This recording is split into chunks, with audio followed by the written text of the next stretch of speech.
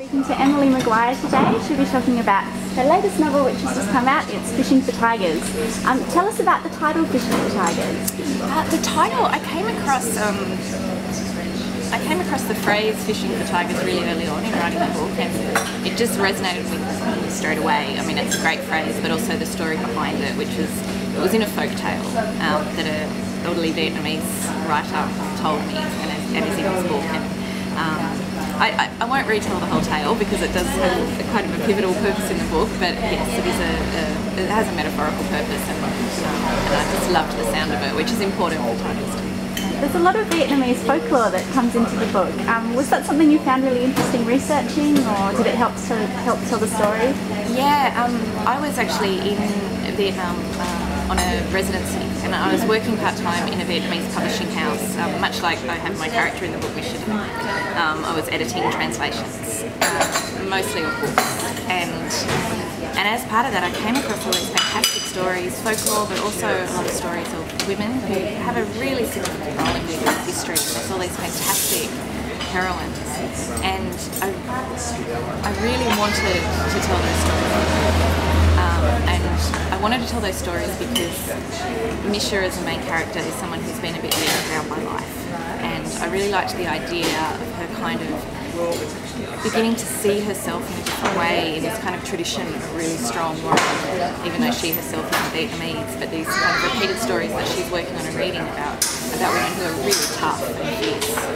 And what drew you to Vietnam as a setting? I know you mentioned you were there, but what brought you there? It was really a whim, actually. I get a lot of ideas on public transport. Yep.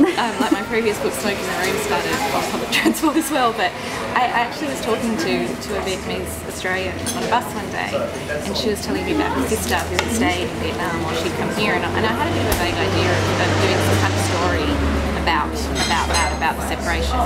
But it was only a really big idea, and once I got there, that idea went out the window, and I just kind of gave myself over to the place and to Hanoi in particular, and eventually this completely different story kind of worked its way through. How long did you stay in Vietnam? That time I was about 3 months there, but I just fell in love. I just really love Hanoi and feel very attached to it. So I've been back sort of for at least a month each year since then. It just feels really important to me to not think of my relationship with Hanoi in the past tense. Yeah. to keep going back. I think that really came across in the book. I think it's described so beautifully, and you give it such a wonderful, visceral sense of place. I really enjoyed that. So tell us a bit about the relationship between Misha and Cal, who's much younger than her. Where does that come from? Yeah, the character of Cal is really interesting. He's 18. He's a Vietnamese Australian. He is the son of one of Misha's expat friends.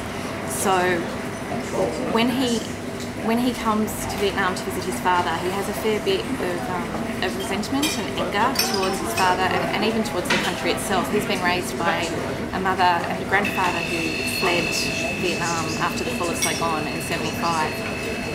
So he's kind of been raised to think of it as a place to escape from, and what he finds there with his father and Misha and the other expats are people who think of it as a place to escape to, where they can kind of live this decadent, privileged life. However, he and Misha start a secret, steaming hot love affair. It is really hot. and at first it is really, from Misha's point of view anyway, it's just a lot of great sex. But as she actually gets to know him better and sees Vietnam through his eyes, and also through what he's experiencing is really kind of the lived reality of the story he's heard as a child, and of what his family's been through. And now, even though Misha's already lived there for 6 years, she's managed to sort of remain really disengaged and really apart from Vietnam itself. And he kind of forces her to engage in the country that she calls her home. I really quite liked how you wrote about being Eurasian, because I am. Did you know lots of Eurasians, or did you just imagine it, or what it's like to be between two cultures?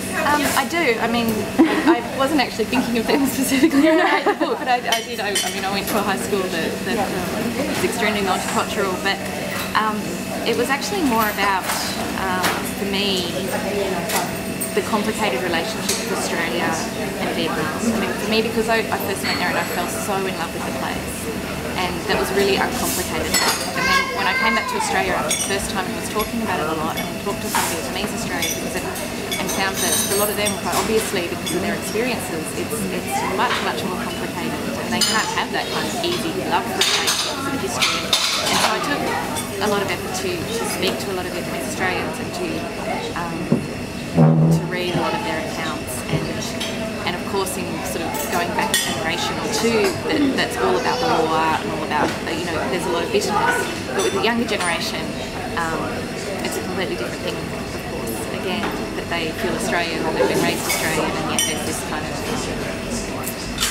you know, so a story that Cal tells in the book is something that I had a friend tell me about, that of being approached by a Vietnam veteran who want to unload on him and get rid of their guilt. And he, at that stage, had never been to Vietnam, didn't really know anything about it, didn't speak the language, didn't feel that war had anything to do with him. But there's this, to a lot of Australians of that generation, they hear Vietnam and they think of that war.